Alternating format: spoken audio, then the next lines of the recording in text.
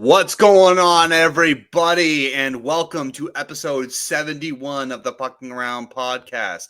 I'm Goosey, and joined with me as always is Rick, aka Slags. Slags, use my name. I will use it this time around, buddy. Eric Filibuster Martino, and Norton. Salute. Norton. We have Norty. a great Norty. We have a great show for you guys tonight. We're going to just wrap up the conference finals as they ended last week. We're going to talk about some stuff that happened around the NHL over the past week or so. And then we're going to get into our Stanley Cup final preview when the games start this Wednesday. Fellas, how do we feel so far? I don't know, like a kind of human-like. No, Well, I mean, your neck looks like a fucking turkey. But like outside of that, like I'm not going to comment because it wouldn't be nice. no. My mom taught me to just say nice things about people or shut up, but that's my mom. How do I feel about the upcoming? What are we talking about? The upcoming? Well, just I'm in general, excited Rick, for it, talk to me. I'm excited for it. Oddly enough, I'm excited because I think the Cup's coming back to Canada. Now, I wanted the Habs to be the team to do that, but that'll be a little bit. We're a little bit away from that, so I think the Cup's coming back to Canada. So I'm excited for this Cool. finals. Yeah, we'll definitely get into the Stanley Cup preview probably a little bit later. But Eric, what about you, brother? How are we doing? I feel a little bloated, but to be honest with you, I had it wrong. a little bloated. Yeah, I feel a little bloated. Well, it sounds like Take my doll for supper. Feel a little bloated. My doll works for me. Yeah, but no, I'm feeling good, man. I'm feeling good. Always feel great watching. Always feel great talking hockey. So let's go. I was about to say it's gonna stink when the hockey season's over, right? I mean, the off season, from the way it sounds and the way certain things are going on certain teams right now, there might be a lot to talk about this off season, and we're also gonna get into that too because it seems like a lot of players on a certain team are extremely unhappy, and it's some of their most talented players as well. Dallas. Oh, Dallas! Yeah. Dallas is bad. Vancouver, Buffalo. Dallas. I was reading about today. Like nobody's happy with Peter DeBoer right now. They're all pissed. Well, I have some comments on that. Yeah, on what was said about him and Jay between him and Jay Cottinger. So yeah, that was interesting. Nortimer's prime, the Norty, Mr. Norton. I ran out of names. How you feeling? Yeah, we're chilling, man. Always good to talk hockey. I'm been reading actually a lot about some off-season stuff, some different players, different team, where certain players could go. It's been pretty interesting, and it's only going to heat up. So look forward to talking about it. Cool. All right. Well, guys, without further ado, let's get into it. Right. Let's just get it out of the way.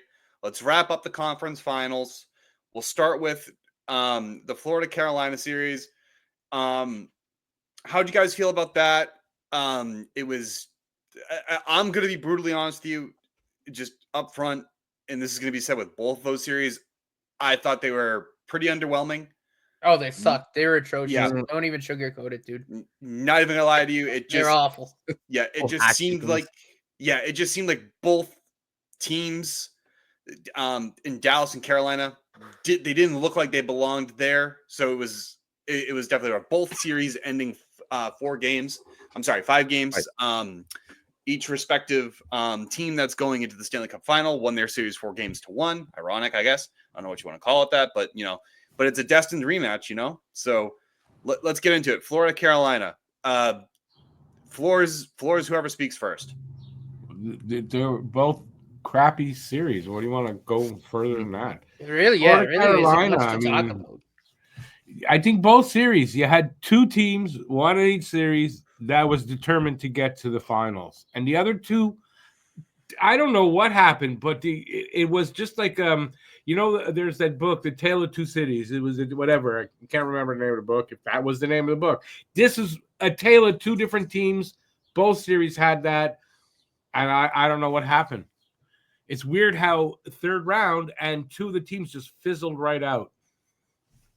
Yeah, I mean, I was surprised. I thought the way Carolina played against Washington, I thought the way Carolina played in the first round, it looked like that they were going to be a completely different team. I thought that we were going to be better.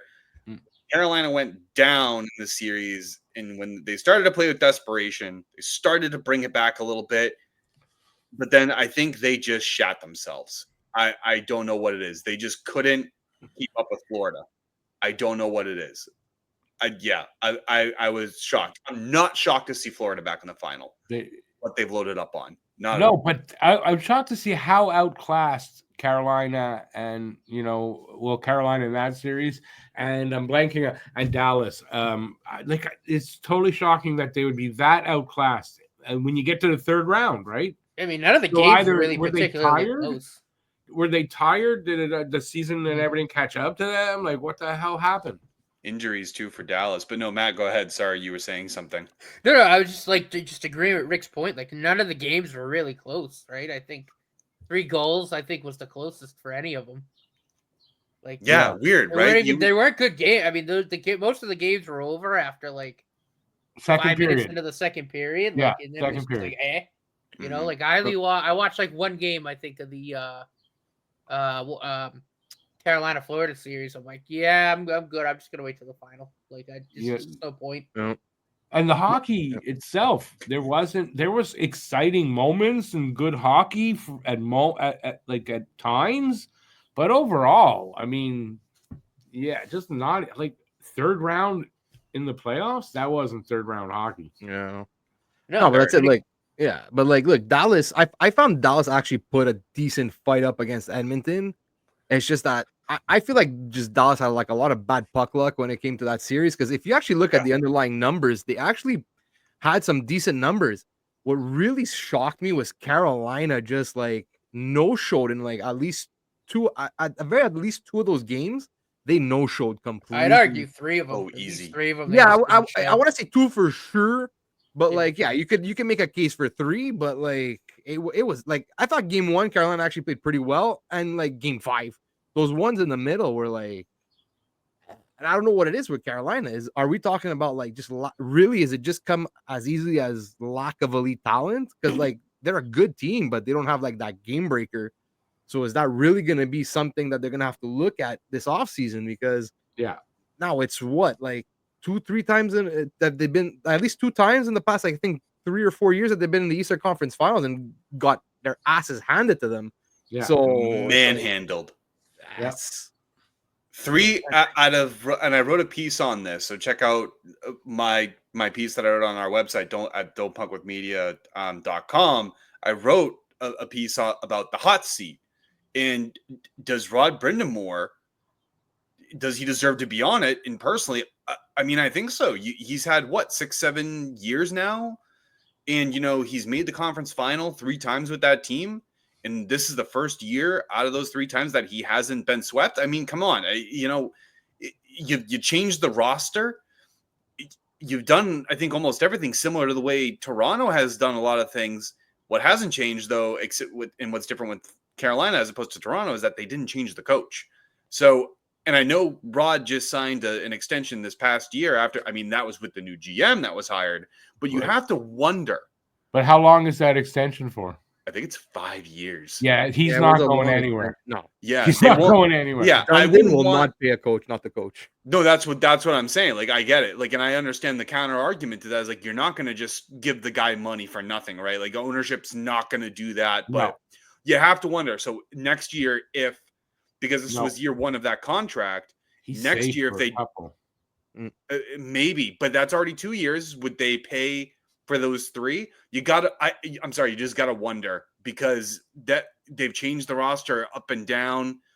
I mean, they missed with the Rantanen trade. I think Carolina's window could be closing fast if they don't do something. Well, the thing with Carolina though is, like you said, they have changed the roster, but I feel like it's more like they just tinker with it more than really change it. Right. Because the thing is, like I said, they don't have an elite player. And look, I'll give them credit. They went after Rantanen. They tried. And look, at the end of the day, he didn't want to be there. So you're not gonna. For a team like that, they're not gonna be like, well, okay, you know what? We'll keep him anyway, and like no, like they know what kind, like they have a philosophy. They stuck to their philosophy, and I actually thought they got a pretty good return. Yeah, Yeah, so did I. it was a smart move to move Rantanen in and get Stankoven and the draft picks. It's smart. He's But been a stud. I'm sorry to interrupt you, Eric, but Stankoven's been a stud for them. I don't fault Stankoven. He's been an not animal. at all. No, and look, Stankoven's young. He's under team control. But this offseason, I think, has to be a big offseason for Carolina, where Dundon has to open his pocketbooks and be like, look, we've been doing this for a few years now. Yeah. It's nice to like pick up points in the season and then like win a round or two. But at a certain point, the cup has to be the final goal. And you cannot win the cup with the talent that you have. You need at least one game breaker. One. Yeah, you need a 40-goal scorer, I think, on that team. You do. Yeah. And I think that'll be it. You need a guy because your team, and this is what surprised me so much about Carolina. They're so defensively, structurally sound, right? But you didn't see that in the Western Final. I think they tried to overcompensate it for too much and relied too much on the transition game. And it didn't work out for them. Not against a team like Florida, where Paul Maurice is going to hammer you with everything that they got. He'll say, we don't care if this goes 7 games. We'll win 4 straight game 7s if we have to, because that's how our team is built. You have to be better and attack it and give up. It's give and take, right? You got to give up a little bit on the defensive end to say, guys, go score a fucking goal. You need one, and they couldn't get one. They don't. Are they a team that's built for the regular season and not so much for the playoffs? They don't have that balance of, we can win in the regular season, get to the playoffs, and then we can win in the playoffs. They're missing that oomph in the playoffs, and that is a game breaker in general. And maybe they're not overall tough enough. And, I don't know, but then you look at the defense. You look up and down the roster. It's a solid roster. Maybe it's not tough enough. You wonder. I wonder if it's too balanced, to the point where they collapse on themselves because then they shift focus too quickly. They don't if they lose the puck in the offensive zone, it's immediately back on defense, right? It's not like let's forecheck harder. Maybe it's too balanced. Maybe Brind'Amour plays too much of a balanced game and it bites them in the ass. Maybe. But congratulations to Florida. They earned it. They're deep. They're still the deepest team in the NHL, to my belief. They really are. I mean, you got Marchand playing on your third line. Seth Jones is on. He's another your second pair defenseman. He's shown up in the playoffs. I mean, God, they're absolutely nuts. And they had a couple injuries that they had to work through too in Florida. So credit to them. Hey, listen. Even though was in 5 games, it still wasn't just a walk in the park. They had to earn that by hitting and, just earning that win. I don't think that Carolina necessarily gave it to them, right? So good on Florida for getting back there. But I don't think they're going to hold it. I don't think they're going to repeat, but okay. No, that's fine. Nordy, any final thoughts on the Florida-Carolina series before we go on to the other manhandling of Dallas? No, not really. I mean, I think you guys are very thorough. I don't know what Carolina does from here because, again, I think the roster is, like you said, very solid. I mean, you get guys like Svechnikov and Spashinaho, who I think are then I wouldn't call I wouldn't put them in that like elite tier, but those are top tier guys in this league. And they're definitely first liners. I had to do it. Don't ask me why. He's older, but still terrific. It didn't stop him. He just kept going. Just kept going through it. It's like he didn't even hear it. Yeah, I don't know. I don't know where Carolina goes from here, but it'll be interesting. Can I ask you something? Do you get your ears checked at least once a month? No. You might want to. You check your ears once a month. Your doctor must love you. Yeah, I don't know, man. I don't know. My copay's enough to get. I don't know. I don't know what you want out of me. I care about my body, kind of. Outside the smoking, outside of that, I think I'm okay. All right. Thank you, Nordy. Dallas, Edmonton, another manhandling. I was even more shocked on this one. I thought Dallas was going to go to the final. You want to hear a wild stat? Yeah. 6 of the last 7 Western Conference Finals, Peter DeBoer has been a head coach. He's 0-6. That's for 3 different teams. I don't think Dallas, the personnel, I don't think it's that. This is, I think, a situation where I think it's just Peter DeBoer. Yeah. I mean, that's 3 different teams in 6 years, and you can't win a West Final. Yep, I agree. I don't think it's the players. He's on the same level with Rod Brindamore, in my opinion. Well, you can't get the job done, right? Mm-hmm. And it's a good team that he's got, so you got to wonder, right? It's obvious. You got to wonder if it's the coach or not. Well, talk about. Go ahead, Eric. Go ahead. No, I would like to also see what Rod Brindamore could do with a team with the talent that Dallas has. Like, we can't honestly, if you go top to bottom talent wise, like, I'll take Dallas's team any day over fucking Carolina's. Yeah, well, they got the game breaker, so they got that. They got the defense. They got the goaltending. They got everything. So yeah. Oh, well, according to DeBoer, right? DeBoer. Yeah. DeBoer. He doesn't believe he has the goaltending. What he said about Jake Ottinger, blaming him, just being like, dude, no, I'm sorry. Goaltending was not your issue. No. Coaching was your issue. Your team just couldn't, bury a puck, and you did not adjust. It was very obvious. You did not adjust. Every game, Edmonton came out and pounded you. Mm-hmm. Yep. Mm-hmm. And you made Stuart Skinner look like Connor Hellebuck. Regular season Connor Hellebuck, not playoff Connor Hellebuck. I wanted to specify that. Mm. Like, you know what I mean? They switched. Skinner looked like Hellebuck. Hellebuck looked like Skinner. Yeah. And credit to Edmonton. I'm not saying Edmonton's a bad team, because you got to be a decent team or a good enough team to make the Stanley Cup final. You got to beat 3 teams, right? You got to beat 3 teams to get there, and then you got to beat the 4th, and it's the best from the other conference. It's got to be there. Edmonton's gotten better as the playoffs went on. I mean, even Calvin Pickard played very well for Edmonton. So he got 6 wins, didn't he? Yeah, I think so. Somewhere up there, because I think Stuart Skinner was injured. 6 starts, 6 wins for Pickard. Yeah, like crazy. Who would have thought? And good for him, dude. Like, there isn't a person outside of Evander Kane. I have issues with Evander Kane on Edmonton, but I can't think of really a player that I can say I dislike on really either of those teams. Like, sure, I can say Bennett bothers me from Florida, but ultimately, like, they're not players that I have issues with. Like, you know what I mean? Like, sure, I can hate Bennett, like, because I hate him because I'm playing against him, not because I hate him as a person or a player. I just hate him because I have to play against him. Like, you know what I mean? It's not like only Evander Kane. Evander Kane's the only player I think on both teams that I could say I don't really like him.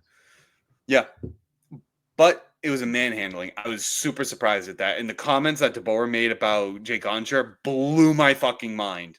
I was like, I don't understand how you are going to blame him, because goaltending was not your issue. You couldn't score, and your team couldn't defend.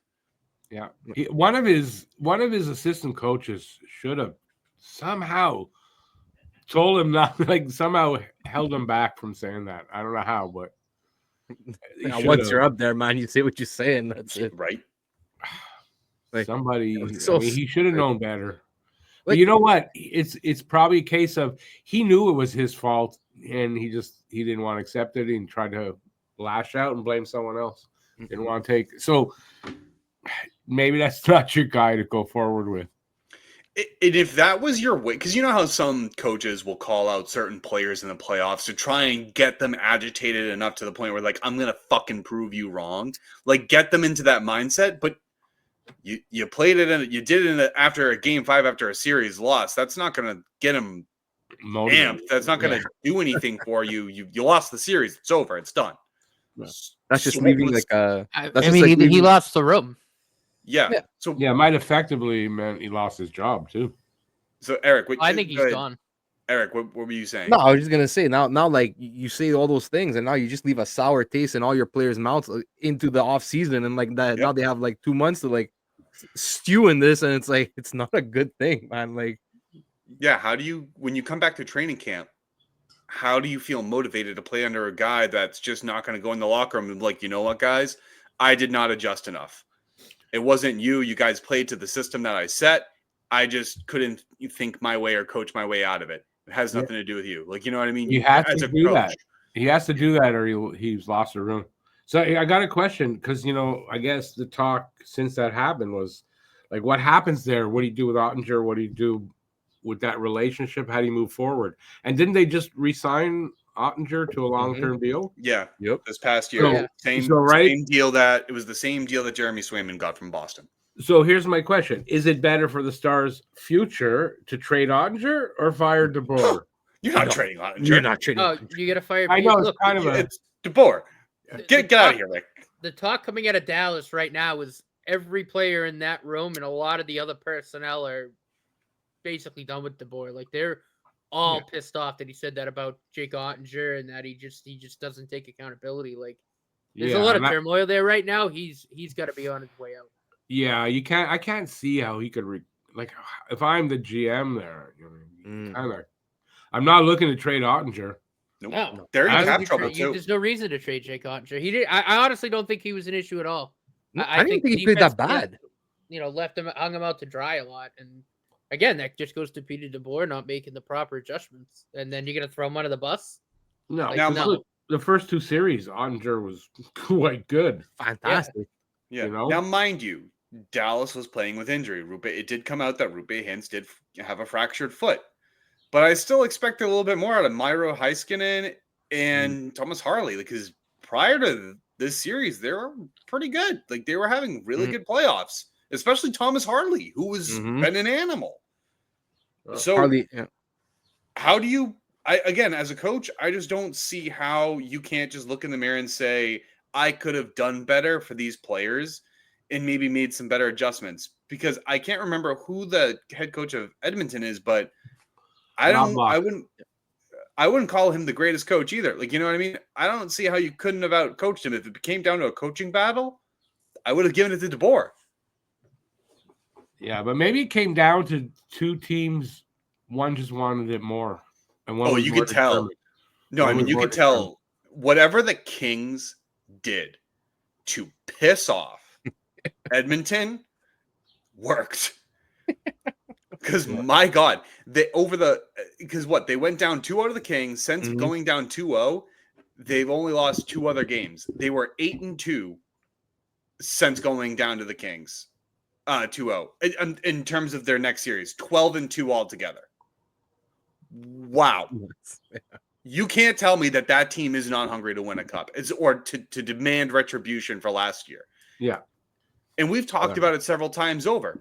Edmonton could have, and arguably should have won Game 7 last year had Bobrovsky not stood on his head. Yeah. Have you guys seen there's a couple of clips. One of them is McDavid, I think, and Barkov in the line after last year's loss, telling him we'll see you next year. It was Tkachuk. And then Tkachuk did that as well. No, it was somebody to Tkachuk. Hyman.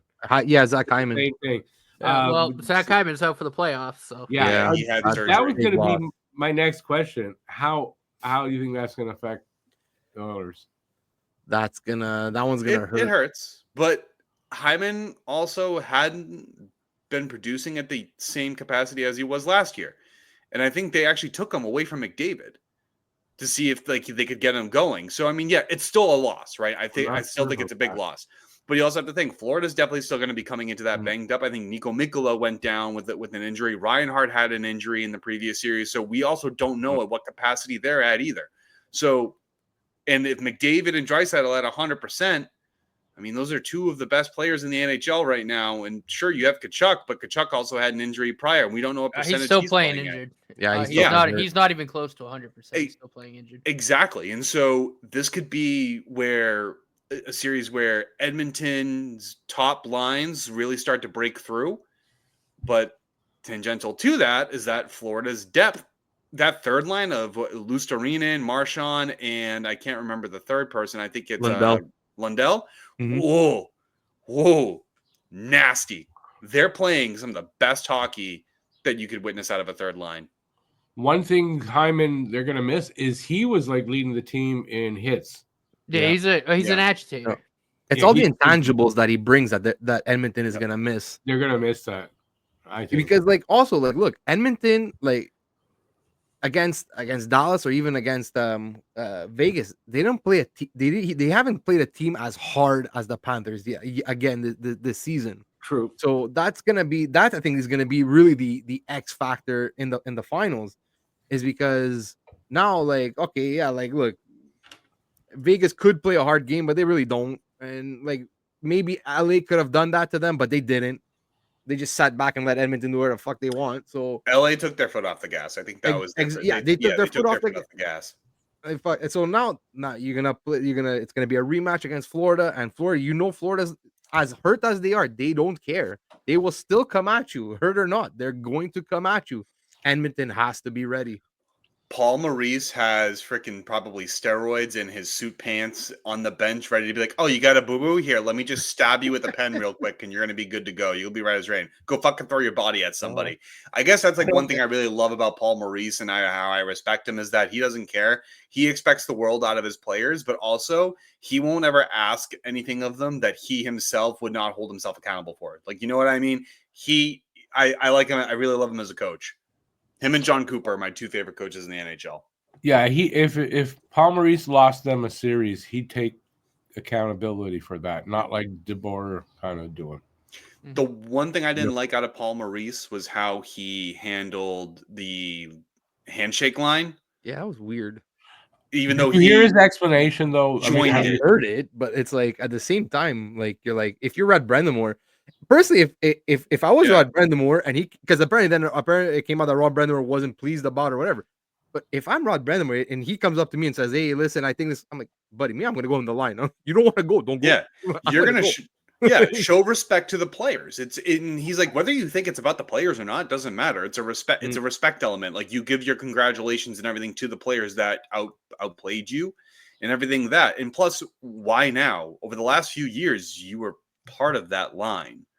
I think they said he didn't do it in the second round. That he didn't go through the line in the second round this year. But I can't remember. Here's what I would say to that. I agree. I think the coaches, it's fine, but all the executives and all the other guys that come in, they don't need to. They don't need to. No, they can do that in their own. Yeah, they can do that in their own private suites that they have, and they're probably directly across from one another or right next to each other. They can do that there, right? And then they can come down for the presentation of the coaching staff. Not even the trainers, coaching staff and the players. That's all that should be in the line. I agree. I don't know. Trainers, maybe like the medical staff. I don't know. I'm okay with that. Like, executives, there's no reason for you to come all the way down to ice level to do that. Again, I don't see why the trainer. I not anything against them. It's not necessary. Yeah, it's split. You can split hairs at that point, right? But that was one thing that bothered me. But the executives, did you see the line of? There was a whole line of executives. I didn't know who any of these guys were. What the hell are you doing in the freaking line?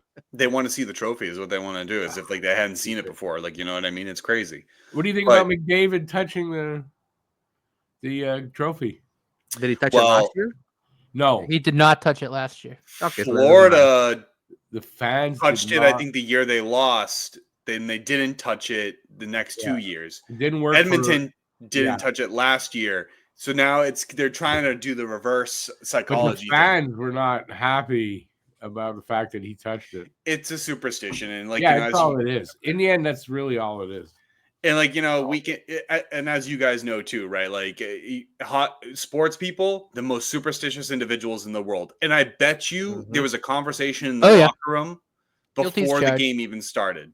Yeah, probably. But the thing with a superstition is that if you let it get into your head, that's all. It's only there, and it's you that causes, because you let it get to you. If you don't let it bother you, it's not gonna. It's just a superstition. Yeah, well, that's why they call it that. All right.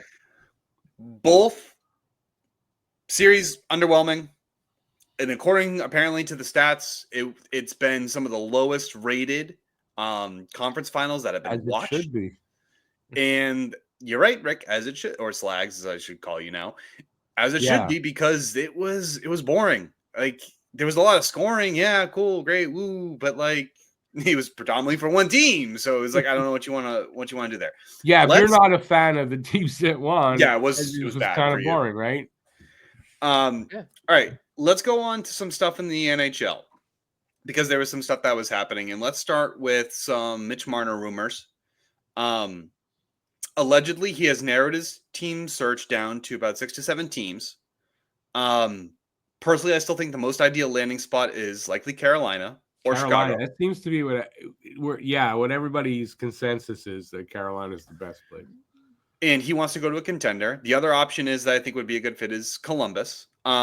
But you guys want, for those of you who are listening, again, I did another thought piece on this called Mitch and Match, also on don'tbuckwithmedia.com. We have been pumping out blogs lately. Not you have been, yes. Well, I've had some free time. Yes. Yeah, and so like go check that out, because it's some of the teams that I personally think that he would not only just be a good fit for, but teams that are on the cusp and could potentially use his assistance. Columbus probably actually arguably being the most, considering what the unfortunate loss of Johnny Gaudreau in the offseason. May he rest in peace. But several teams are ready to offer him a lucrative deal. What are you guys thinking? Where is he going to go? Carolina for me makes a lot of sense, and he should be that game breaker that like they're looking for. Yeah, honestly, like them, like you said, Columbus. Does Boston have an outside shot? Maybe, I don't know. I don't want him in Boston. We already have a right winger that we're paying $11.25 million, and I don't want Marner on it. Can Boston afford that anyway? Can you afford him? We could. Do I want him though? No, I'd rather focus on building a more complete team. Besides, you want a guy that wins in the playoffs, not a guy that doesn't. I don't know. Marner's still just under a point per game player in the playoffs, but say he doesn't score. He doesn't. Games like 1-4. Yeah, I think it's just I think a culture change is what he needs. You might be right. And some of the stuff that he has come out and no, but have you read about some of the stuff that he has said that Toronto fan, like walking in public for him and for a lot of the Toronto players is awful. Like they can't, like they just get You're in berated. Toronto. Like, win. If you don't win, like, what do you expect? It's the same thing here in Montreal. Yeah, I don't think to that degree though. Any big market like that, if you don't, they suck like that. I don't think to that degree though. Like to the point where he's stalked, harassed significantly. Well, because life threats, like it's been bad. But it's been 9 years of a promise that they can't ever fulfill. That doesn't happen here. So Toronto fans are fucking angry, and I don't really blame them. But I don't condone that they should ever do anything bad to the players. That's wrong. Right. But you can understand that they're freaking angry right now. Time too. Slags, where do you think he ends up then? Oh, Marner? Probably where there's more smoke, there's really fire. Probably somewhere like Carolina. Probably Carolina. Makes the most sense. There's talk. I've heard some talk about Vegas. There's no way. How are they going to afford him? I don't know. That's the one thing I don't know. I've heard of Vegas too, and it's been reported by Elliot Friedman that there's interest. Like he has an interest to go there, but they don't have a lot of money. They don't have money. What are you going to do? It's going to be a team that's got money. I mean, that's simple. A team that has that kind of money. Unless he's willing to take a pay cut, which what is he worth though? Do you think? $12 million max. That Mikko Rantanen contract really screwed his negotiating offers over. If you pay him more, if any team pays him more than Mikko Rantanen, I'm sorry, you're dumb. Let him wait. Who cares if you lose out on him? Like I'm not paying him more than $12 million. That's his ceiling. I don't think I want to pay him $12 million, but okay. I think 12, 13 is between 12 and 13. I think is what he's gonna get, because you know that his agent is gonna. His agent is gonna come out with like, but Rantanen signed in Dallas, which is a no tax state, and then it's gonna be like, but he signed during the season, so it was like contingent. And, on him he's Mikko Rantanen there, so and there's a GM out there that's gonna pony up the money. Yeah, because Toronto. There's gonna be one. There's gonna be at least. I think there's gonna be at least 3 teams that are gonna be legit bidding for his services, and it might end up being over 13 just because they're just gonna outbid each other. And is it gonna be worth it? Probably not. But for a guy that's only scored 100 points once in his career, it's not worth it. I wouldn't touch that. Like at least Rantanen has showed that he could score. Like again, it on the negotiating table. That might scare a lot of teams away and just be like, Rantanen scored multiple 100-point seasons, but you have a guy, and how do you command that money? He's also a 2-point-a-game guy in the playoffs, and he's won a cup. Talking about Mikko Rantanen, Yeah. Like let's be real. Mika Rantanen and Mitch Marner shouldn't be mentioned in the same sentence. Also, no, but that's your baseline though. Like No, Brendan I set get that, but- baseline. Also, who knows what Marner's going to be like when you take him away from those guys? He may be better. He also may not. Some It's of a his gamble. success may be because of the talent that he has around him there in Toronto, because there's no denying there's talent there. Yeah. There were reports you know? that the Sharks were interested. I'm like, dude, you have Will Smith, Macklin Celebrini, save that cap money for them. Like, I'm not, if I'm the Sharks, I'm not touching it. I'm staying away. You're still a little ways away. If I'm a smart GM, I'm not touching it. But yeah, I'd say 12 million is his max. I'd say he'll get his raise. Like, he'll get between 11 and 12. But and his other comparable is David Pasternak. Again, another right winger, 40 goal scorer. And you know, it's you got to take that into consideration. And Pasternak, he scored 106 points on a team that got 7th overall. So, but there's a difference. Pasternak at least has hair on his balls. I don't think Marner does. And you know what I mean by that, right? I don't think I think if Marner would grow some hair on his nuts and play a different game, he's gonna have to, I think, to I don't know. For if I was a GM and for me to be interested in him, I got to see something different from him.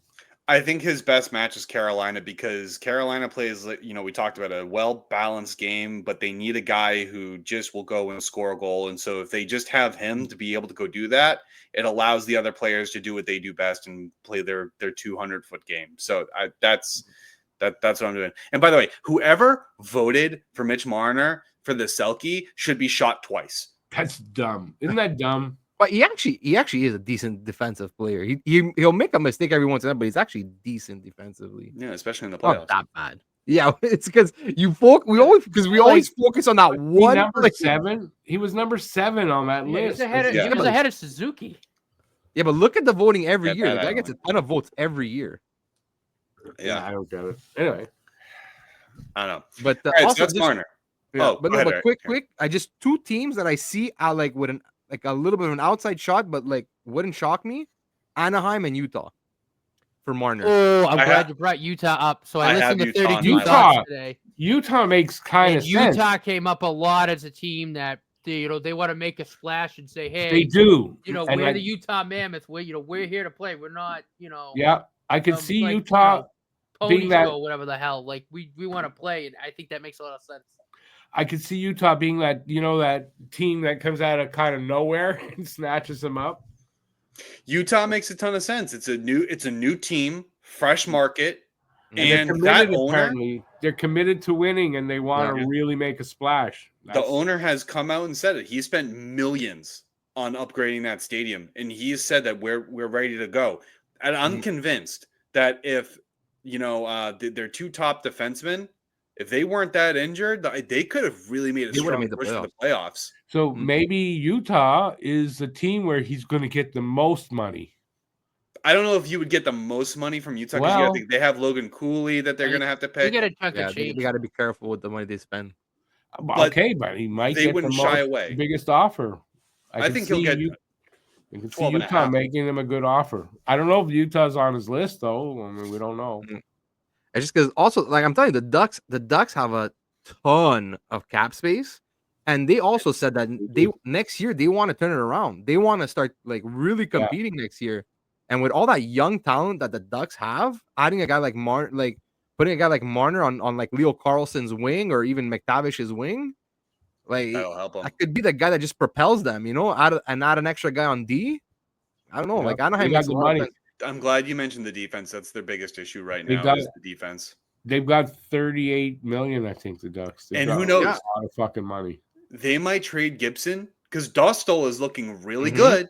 Yeah, So- I like Dostal. He's- I think he's a Yeah. good He's goalie. really good.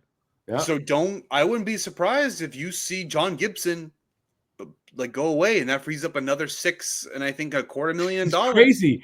And 6.9, they'll actually. have to spend some of that. So they may be interested in Yeah. Marner just on that because they got to get up to the floor. Yeah. If they've got like 40 odd million in cap space, they got to be under the floor. That's why I'm telling you, watch out for Anaheim, man. That could be one of those teams that'll be like, you know what? Fuck Finally. it, 14. Fuck it, 14 That's million. what I'm Let's go. saying, right? A team like that with that kind of money that wants to make that splash, and that Utah and Anaheim, he'll get his biggest offers, I think, from there. And I know everyone's thoughts and opinions on Joel Quenneville, but that aside, let's push that aside for a moment. I didn't say anything. A good coach, 3 Stanley Cups. No, I'm not allowing that. But don't praise the guy. At least he's still a good coach. Again, everything aside from what happened in Chicago, hopefully he learned his lesson. But that is a coach that could propel them too. Like, you know what I mean? Reluctantly, I agree with you, but I don't want to have to agree. Yeah. With that. Again, that's everything aside from what happened in Chicago. The facts are facts, right? And we're gonna call it like it is. Okay, but is he a little bit like he's been gone? What? How long has he been out of the game? 3 years?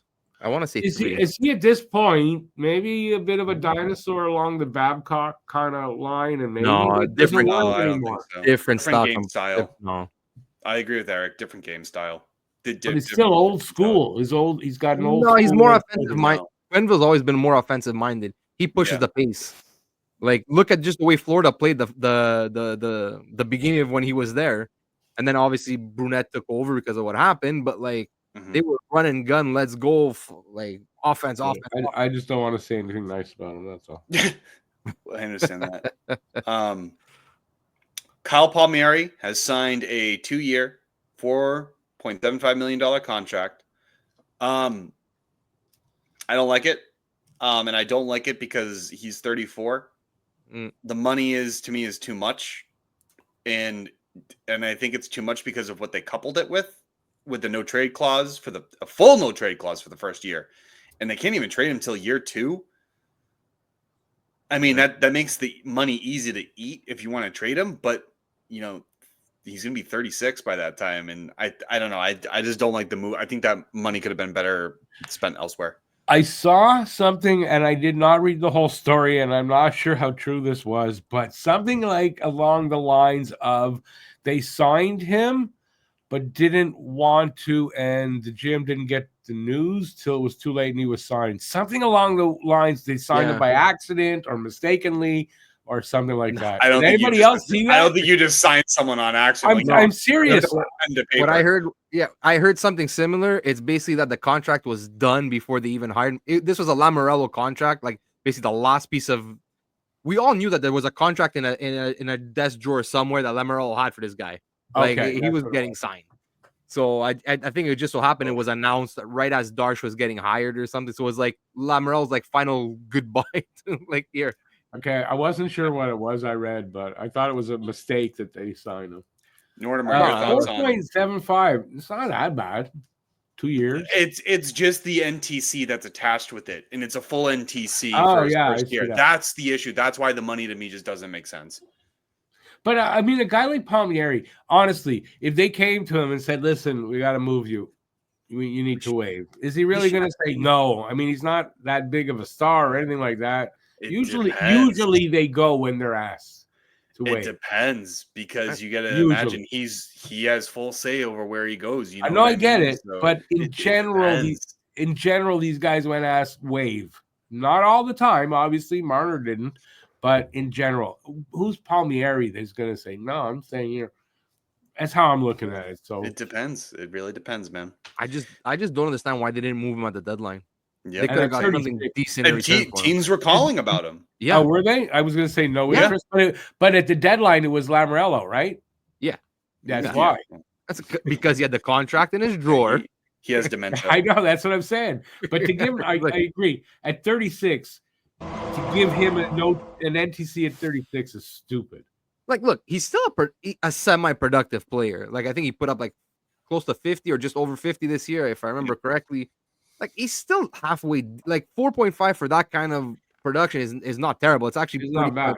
Around. I think the age is the factor, Eric. But yeah, it's like, but that's exactly it. I'm like, what happens if this year he just like that's his year to completely falls off? Yeah, that's the money starts to look really bad. And you know, it's almost likely that his declining years coming in one of those 2 years. Oh, I don't know. It's just like, why? Like, I understand. Look, they're starved for offense. This team, like, this team lacks offense. But like, They're starved for a lot of things. Like offense is definitely the top of the list. Instead of maybe going in free agency and using like something similar to that type of money on someone a little younger, like, come on, like, really? Like, I know. That makes no sense to me. Nortimer, your thoughts before we move on to the next one? Still on Palmieri, right? Yep. No, we moved on to Nick Suzuki. Yeah, I mean, I don't know. It is what it is. I mean, I agree. I'm not a fan of giving a player at that age a no trade clause, but not an Isles fan. I really don't care. It is what it is. Really, if you take the NTC away, it's not a horrible. It's not bad if you take the NTC. Yeah, it's really not that bad. It's the NTC that's the biggest factor for me, is why I think it's a bad contract. But if it's only for 1 year, again, it's not horribly risky. Well, the NTC is for 1 year, no? The full NTC is for 1 year, but the modified NTC is year 2. Yeah, okay. Then in that case, there's no reason that this guy should have got an NTC. I think so as well. Guys, great news, though, came out. That's rumored. Jonathan Toews has reportedly started to begin the process of welcoming himself back into the NHL. After a long battle with post-COVID symptoms, I understand he's old. I understand, a lot of teams are going to have reservations for this. He's likely going to sign for the vet min around probably $775,000, maybe $1 million max. Yeah, prove it contract. Yeah. But I mean, I think he's only going to give 2 years at most, and then he's going to be done. I think he just wants one more jab at the cup. He wants to go out on his own, not because of COVID. And, again, taking everything away with what happened in Chicago, great player. I'm glad to see a guy rebound the way he did, and he'll probably win the Bill Masterson, I believe, is the trophy that is, comeback player of the year, I believe. So if he does end up becoming conditioned enough, I think it's great news to see a player after, losing his career effectively due to unfortunate illness to be able to come back and do that. So tons of credit to Jonathan Toews. Does anyone else have anything to add that is unrelated to Chicago Slags? Yeah, okay, then that takes me out of it. It's just to say I'm soured on him because of all that. He was captain of that team, and the excuses didn't go over well with me. So I'm soured on him. As far as a player being able to come back from something like that, in general, I love it, but I'm kind of soured on him. That's it. Cool. Eric. No, look, someone's gonna give him a chance. Like, he's gonna sign. He'll probably sign one of those like plus 35 contracts that'll be like filled with bonuses.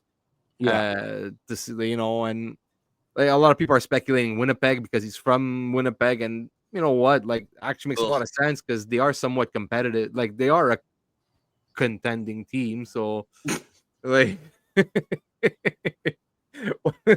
So, like, look, I'm never gonna like put down a guy for trying to come back, but like, who knows?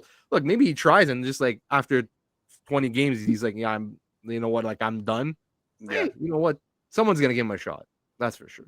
So, all right, Nordy. Yeah, I mean, it'd be I guess kind of cool to see him back. And just the fact that he recovered from that lengthy, and I know for a while it seemed like like his like just livelihood, just in terms of like just being able to function was really kind of up in the air. Like whatever this illness was really got it bad. So the fact that he's recovered and he's getting ready to come back to the NHL, I think is remarkable. And I kind of do hope he finds the team. And we'll see what happens. Cool. My opinion, a younger team that needs experience. Mm-hmm. I'm saying the same thing. I think quality veteran guy. Anaheim, or Chicago, or listen, you're not done. Or Toronto doesn't re-sign Tavares, and he's the other option. Oh God, go please, actually please, God, please, please, because that's gonna go nowhere. That'll go nowhere. If there's a team that I am convinced that he will just crumble on, it would be Toronto. Yeah, true. It would. Please give him $5 million in Toronto. Fuck, just please. They might. Please, for the love of God. Yeah, fine, sure, I'm okay with that. Please. I'm good with that too. The Bruins have narrowed down their head coaching hunt to now Jay Leach, Love, Woodcroft, and Sturm are rumored to be the remaining candidates, with, I believe, Sturm is also rumored to be the leading candidate. It depends on what day. I've heard both. And by the way, is Love, is that Mike Love of Beach Boys? No, eh? No. Oh, Mitch Love. But what I've heard is that it is between Woodcroft and Sturm. That is what I've heard. Yeah. Seems to be. But that organization is so tight with that information, who knows? But one thing is for certain, and it has been confirmed, that Joe Sacco is no longer in the mix of head coaches, and it is unlikely that he will be returning in Boston. Thank fucking Christ. Yes, I hope the rest of them go too. They need a total change on the coaching side, if you ask me. A new philosophy there. Yep. I wouldn't be well, when you extend the GM, I don't know how likely that's to true. happen, though. Hey, but Don Sweeney was only extended 2 years, so he is on a tight leash. That's a tight leash. Midterm elections, he's out. Jesus Christ. Marco Rossi, a parent of the Minnesota Wild, apparently his asking price way too high. Oh yeah. For the there's rumors the that Wild he's wanting, want a lot though for him too. That was quick with the Bruins. There isn't. That's it. I don't have much on the Bruins right now. They're keeping. You're really a Bruins tight. fan. Who would you want, dude? I've been on Twitter and everywhere trying to figure out who knows a thing or two. I've tried talking to some people that I know that work within the organization, and it's so fucking tight. They're just saying they're just seeing who walks in and out of the building. They I get have it. no Well, idea. What's your preference? Before we move on, I'm okay with Woodcroft or Sturm. Oh, you don't care either way? I think Woodcroft gets too much flack. I think Sturm would be a good coach. Coming up, he's familiar with the Bruins organization. He's familiar with the system. But I think what I want to see is change. A lot of Bruins fans don't want Woodcroft, and I understand that. But I think a new mindset would definitely benefit Boston for sure. Has he coached before in the NHL? Not to my knowledge in the No, NHL. he has not. He's been coaching that's your guy. in juniors, I think in the OHL. And that's your guy, in my opinion. I think so as well. I mean, but I would be satisfied with either. I'm okay on Leach and Love. No L's for me. But back to Rossi. And what Matt said is also true, is that the asking price for Rossi, even though he's an RFA, is extremely high. But so isn't what he's expecting out of his contract. I've seen that he wants upwards of $10 million, which he is not going to get. He's not going to get. But that's like a negotiating thing, no? Yeah. I think his max is $7 million right now until he shows that he can really perform at that elite level. Also, he's not huge. This is not a big guy. So I think that also has to have something. He's not tall, but he's big. Yes, that's the thing with Rossi. He's like 6'9". 6'9". 5'9". He's 6'9". He's getting paid. 6'9". He's getting paid. He's short. He's the next coming of Zdeno Chara. No, he's 5'9", but he's 190. Like the kid is stocky. Yeah, he's like Suzuki. Yeah. Suzuki's 5'11", but 209 or 210. That's good for a 5'11" guy. Like, that's what I'm saying. Pretty he's good. Like that then, yeah. But he's still 5'9". I'm sorry. That's a bit small. If you want him to be your number one center, it's a bit small. No. Second line center, with the talent, he can, he's fine. Personally, and we talked about this on Flyer, I don't think he's a number one center. I think he's a really good 2, though. Yeah. And for me, 7x7 doesn't actually seem that crazy of a deal to bet on a guy like Rossi. Because look, a really good second line center. What do you think that's going to cost you in the next couple of years? I mean, look at Leon Draisaitl. You're going to be lucky if you're paying a second line center $7 million in the next few years. Yep. So I mean, everybody's salary is going up, right? So a second line center used to be $5-6 million. Now it's $7-8 million for a second line center, probably going forward. Yeah, I and if mean, you want, sorry, Eric. No, I go. feel like I keep interrupting you, but You but want me to do this here? Here. but I think Marco Rossi could be a potential good fit in Montreal, but he's smaller, and you guys Too need a small. little bit of. I still think Jared I McCann agree is your. with Rick. He's too small, and I So do don't I. want to give up what Minnesota's asking. I agree with that. I'm good. Actually, but Minnesota really wants Colorado's pick, which is not that high. Like I know that's crazy. Is that a They real? want. though? Last I Yeah, saw, but they no- wanted one of the either from Philly, either Edmonton or Colorado, whichever first round pick, and they wanted Tyson Forrester. yeah, you're not getting that. yeah, no, That's okay. Not That's happening. what the ask. The was. pick That's the last I and read. Forster, I can see that. Just the pick, 22nd. No, come on, that's Yeah. Well, not I can't enough. see the Flyers giving Well, up Forrester. it's because what happened was Anthony DeMarco had reported that the ask from the Flyers was Tyson Forrester or one of the Yep. 2 later round picks. And then there was this whole big thing on Twitter, which I was myself was part of it. I'm like, well, if it's only one of the 2 first, like I would easily give up Pull the 22 for trigger. Marco Rossi. Let's go, no problem. That can't be enough, though. But- that can't be it. No, I today- don't know. You'd be surprised. 60. He only had 60 No. points this season. So I mean, like, Yeah, yeah, 60 points as a 23-year-old. Like, yeah, I know. And he's still growing. He's young. You're No, gonna but get I mean, more. You got to today give more than it. DeMarco. No, but today Anthony DeMarco had an article out on Daily Faceoff clarifying what he was saying. It's if it's not Tyson Forrester, because it would have been like 1-for-1 Forrester for Rossi. If not Tyson Forrester, it starts with one of the picks. It has to be one of the picks plus. Yeah, I bet you would be a first and a third would get it done. Because No. they don't have much. They don't have much. He's an RFA, and if he's unwilling to sign there, I mean, again, And- you lose a lot of, like, your negotiating rights there with other teams, and teams will wait on an RFA. You know what I mean? They'll wait because they know that no other team is really going to pick them up or pay a hefty price if the price is too high. Yeah, and another thing I that don't think DeMarco Minnesota's in a reported place was where they don't want to take a roster player coming back, because they're in a point where they just got to add a few pieces and they could, Yep. start making a few playoff runs. So I don't think just picks was going to get it done. I think they're gonna need roster players. yeah. I agree with that.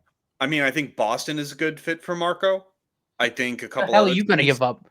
That's the question. I mean, I can't. What can I you Third pay stadium team, I wouldn't give up a first. And what can you pay him? Oh, Boston has 26 million in cap. Oh, okay, good. Oh yeah, I Boston missed has it. plenty of money to work with this offseason. That's not a question. Oh, okay. But no, I think Boston could be a good fit for him. Montreal would be if they were willing to take a smaller center, but they're Yeah. not. I'm just saying they're not. Yeah. But that would be all right because you guys could give one of your late first round picks and maybe Line We and got then it. Rossi could play on your winger. we got the That's a assets, possibility. but he's not the guy. No, he wouldn't be a center. I'd say he would play more towards the wing for you. We got wingers. We don't need a winger. No, I'm saying, but you could give a first round pick on Line, because Line, I'm hearing people are willing to give up on. Okay, that I could understand because there's rumors. Line is on that list that I was talking about, the 15 players. He's on that list. Yeah, Calgary, Columbus, the Canucks, the Predators. Canucks, Predators. Columbus. Predators are top on my list for him. Like it's Columbus. Columbus again. doesn't need a center. We're just talking about how Columbus, after losing Johnny Gaudreau, how they need a guy like that. I can see Columbus being added to this list for sure. Yeah, Eric. That's Sorry, cool. I meant to say because Rossi can play either left wing. Yeah, or, he could. Yeah, So that's where that Columbus comes into. But Columbus doesn't need centers. I agree with you 100%. But they do. Well- they could use a talented Well, winger. with Lindstrom, probably what was his name? Lindstrom. Caden Caden Lindstrom. yeah. Man, his With back- him, his probably, back flared up again. maybe He's they got some do. injury proneness. They might be interested in a center when you say so. It might not be Yeah. Rossi, but Yeah, he could be don't part say of a they don't deal, need centers. And hell, they might just say if they don't have belief in Caden Lindstrom right now with the injuries that he's had, they could say, "Hey, we'll give you Caden Lindstrom, maybe in a third round pick or something, or a second round pick, and just say, here you go, And would that and we'll do take it? Rossi." That That would- might, no. because you got to think. I Lindstrom's doubt it. still- Minnesota's gonna want roster players, dude. yeah. I think Yeah. Minnesota wants a roster They're player. not in a position where they want prospects and picks. They want roster Yeah, I don't players. think so. They're- Well, I It they're would think have to be Caden like far away Lindstrom from and a player. being able to make okay. decent playoff runs. You you got to think about it like that. And if Yeah. I'm Bill Guerin, I want roster players back. Yeah, Yeah, but I I think want- also Nashville makes sense. Like what Eric said, because they are in desperate need of a center. I don't see them. They might shop Ryan O'Reilly. They could potentially shop Stamkos. There's Marchessault apparently is on the block. yep. That's what I heard. I think if they shop O'Reilly, I'd like Montreal to be in on that. I think Yeah, O'Reilly could be that's a a good good fit. fit here for a couple of O'Reilly years. be nice. Yeah, I'd be cool with that. But that's going to be interesting to see where that develops and where Rossi goes. The last topic for this before we move on to our Stanley Cup final preview is going to be Buffalo. It has been reported that a lot of their players, in three big ones in Peterka, I've seen Owen this, Power, and Byram, are extremely, extremely displeased with the direction of the organization. Tage Thompson's in there too. I Yep. believe. Yeah. It has come out that a lot of their players are extremely dissatisfied, and that's going to put Buffalo into a really, really bad position. I don't know where that's going to go. I don't know who the hell they're going to give up. But at this point, it is rumored that some of those players, especially Peterka, is looking to request a trade. I've seen Peterka's name a lot. I've seen Byram's name a lot. I just know a lot of players are dissatisfied. So either they're going to have to make a splash in free agency, or they're going to have to do something really quick to fix that locker room. And Sorry. I don't know where they begin. Go ahead. With Slides. Peterka, I heard I was reading something today, and it's like they're willing to trade him because they're worried about an offer sheet. Yeah. And they don't want to lose them that way. So but isn't that weird thinking though? Like that's your way of solving the problem. Isn't it better to maybe fix the actual problem? It sounds like a lot of these players don't give a rat's ass and that they'd rather take the offer sheet. So this year, that's why they want to make the trades, because that's what they think is going to happen. They're going to lose guys to offer sheets. So I think this year you are going to see a lot of potential offer sheets, and Peterka is going to be one of them. Like he's probably going to be $7 million, and like you'll get a lot for a $7 million offer sheet. Don't get me wrong, but they don't. But I think they would rather have say on what that is as opposed to just getting the picks. Montreal might be in on Peterka. They were interested in him at the deadline. A right wing, but he's also a center. He does play center, so I don't know if that's what they were in. But apparently they were interested. He's a winger. Yeah, he's a winger. I know they were interested in Cousins, and the Sabres wanted fucking at the same time, Suzuki and a pick, and I was like, apparently at the same time they were kicking the tires on Peterka. Now, is that before? I don't think I'm trying to think of a player that would have come in. Anyway, apparently the Habs were interested in him. I don't know. And I think a guy like him will go very serviceable on any team that needs a winger. I think any team that needs a winger would be a perfect fit for Peterka and that talent. I can't say where he's going to go or what, but I guarantee you a lot of teams that feel like they need winger talent, especially in the top six, they're going to kick the tires on him and see, hey, what's it feel? Maybe the Habs go, listen, we'll trade line A, offer sheet Peterka. There you go. But although that's the opposite wings, I think, actually. So maybe I'm wrong. Peterka is he's a right wing. He's a right wing, yeah. But he's left-handed, so he could play. He could probably he could play the left wing as well. Okay. So maybe that. Maybe it was. They were at the deadline. Maybe I don't know what it was. But Montreal I will say was this: interested in him, though. I know that Montreal was interested in him. I will say this: line A will not be enough for Peterka. No, God, not as a trade. Oh, okay. Well, they could trade him away, lining not necessarily to Buffalo, and then off sheet Peterka put him in that spot. That's what I was saying. That's fair. No, it would be a good way to do it. But again, Bowen Byram, rather. It's another one that could potentially get offer sheeted. So I mean, and again, I said it before the podcast, is that Bowen Byram, it could easily be a number 3 defenseman on a lot of teams, but he's young. So this is why Buffalo might be very eager to deal with other teams to get rid of these guys before they can get offer sheeted. Yep. Yeah, because Buffalo has a lot of young players that are RFAs this year. They have Ryan McLeod, Jack Quinn, Peterka, and Byram and Bernard Docker that are all RFAs this year. So they gotta start like signing some of these guys because the offer sheets are gonna come, and this is a team that's ripe for it. If these guys don't want to resign, Exactly. they got problems. So Maybe they should trade the owner. So NHL fans, they hired Kokalainen, so problem solved. So NHL Or fans, Rasmus Dahlin and Owen Power. yeah. Christ. No, but Owen Power reportedly is one of the names that's being thrown out that he's one. Like Darlene is pissed, but he also wants to see it through, from what I understand. Yeah, but Yeah, I read that. I just feel bad because the both of them are locked up for like the next 7 years. No, they could trade Power if they wanted to. But I bet you because he's already locked up, that asking price will be high. Oh He's locked up till 2031 at 8.3 million AAV. But that's a hefty price. That's someone that I mean, Hefty Anaheim could be Oh, a yeah. team that could use a guy like Owen Power because they need young defensemen and they need a guy that could be a number one or a number two. But NHL fans, be on the lookout for this offseason because it might be kind of crazy. But then again, who knows? Everyone was expecting a crazy trade deadline. It was all right, but you never know. I pulled a Vogel, but all right, and finally, that being said, no, just and for our final topic tonight, the Stanley Cup final preview. We wanted to save this for last, just because we'll probably spend just a little long on it. Maybe not, but just give our thoughts and see where it goes. We have a destined rematch. Again, another blog by Jamey Baskow and I on don'tpuckwithmedia.com, where we kind of just give our thoughts about the Stanley Cup final preview. So if you guys are interested, please go check that out. But we're also going to give it to you live here. It is a rematch of last year's final between the Edmonton Oilers and the Florida Panthers once more. Gentlemen, how many games do you guys think this goes, and who do you guys think comes out on top this year? Bear in mind that Edmonton is the team that will have home ice advantage if it goes 7 games. Can I go first? No. Yeah.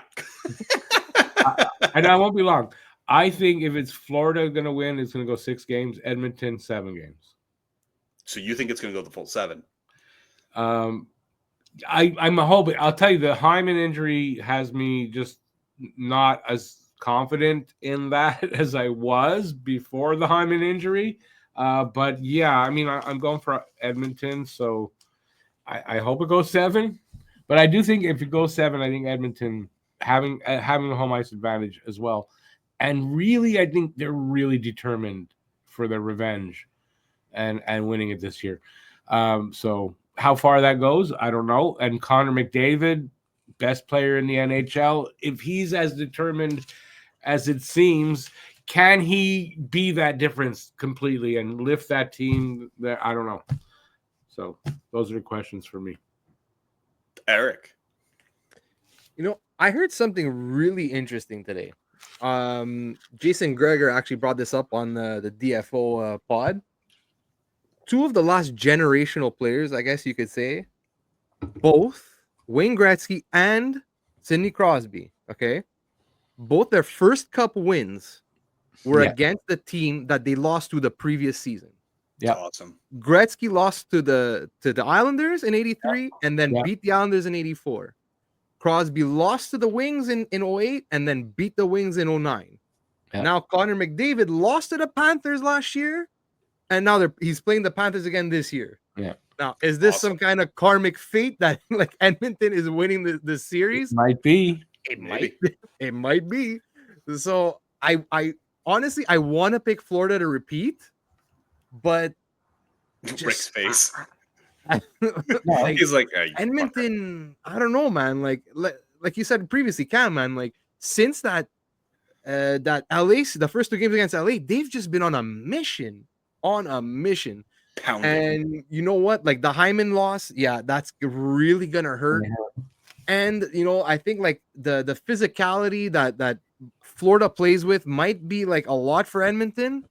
But what worries me is all the injuries that Florida sustained getting to this point. Like we mentioned before, like guy, even Luosterainen didn't finish that series. Mikkola hurt, and like Kachuk's not 100%.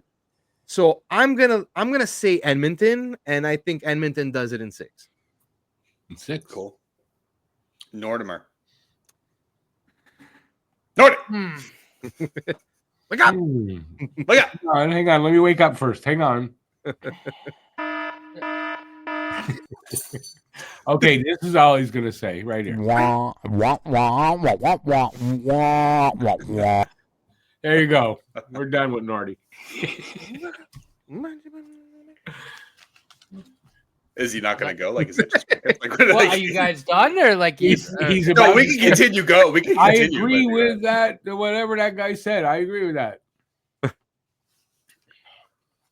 No, look, I get the Panthers repeating. I think it's going to be a close series, but I do think that Hyman injury is going to rear its ugly head at some point. I just think that, as we know, the Panthers are a team really full of agitators. I think not having a guy like that in Zach Hyman, I think especially if the series goes to like a 6th or 7th game, I think that Aware and the Oilers, I think Florida gets it done. But I think, again, right, with how motivated Connor McDavid is, it could be the other way around. But for me, I got to go with Florida right now. I'm going to go Florida in 7. Again. Ooh. Okay. I'm kind of torn here because no matter what, though, a former Bruin is winning the Stanley Cup, so I guess that's a win for me in some capacity. Trent Frederick on Edmonton and Brad Marchand, aka the Rat, on Florida. I still think it's funny that they shoot rats at him at the end of every game. So at least, he's in good spirits and he laughs about it. I laugh about it. I have Edmonton. For me, just the way they've manhandled a team like Vegas.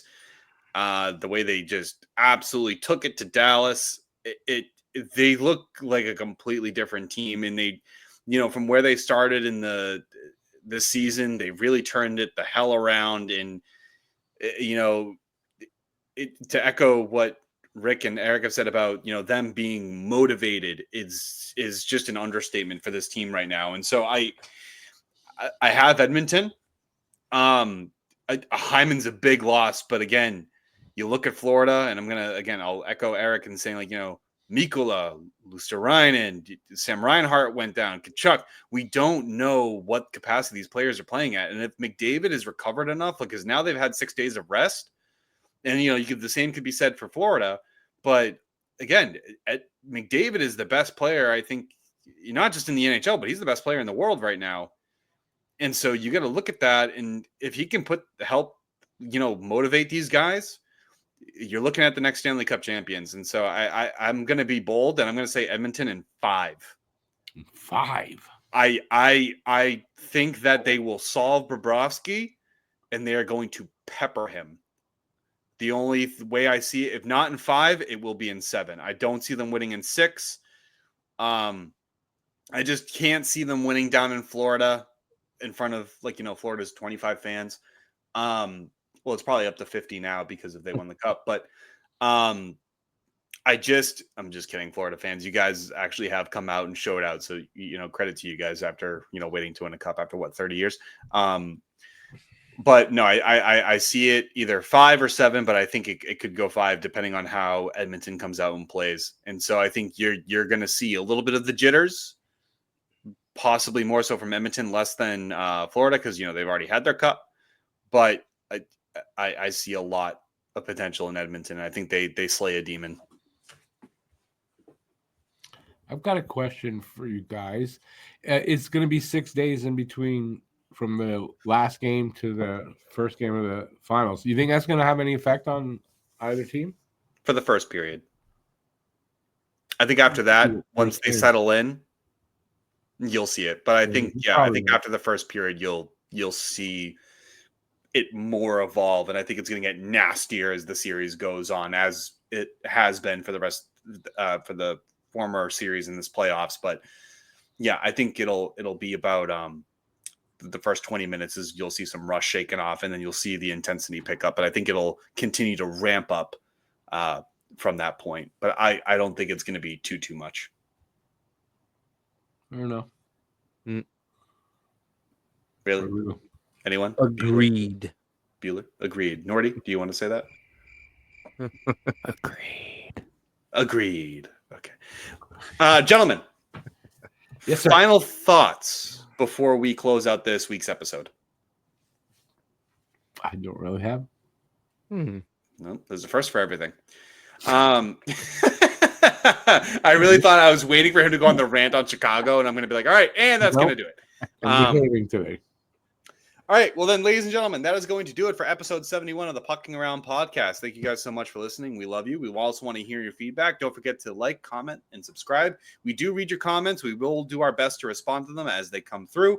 Feel free to go on our website at don'tpuckwithmedia.com for all of our blogs. You can also connect with us through don'tpuckwithmedia.com.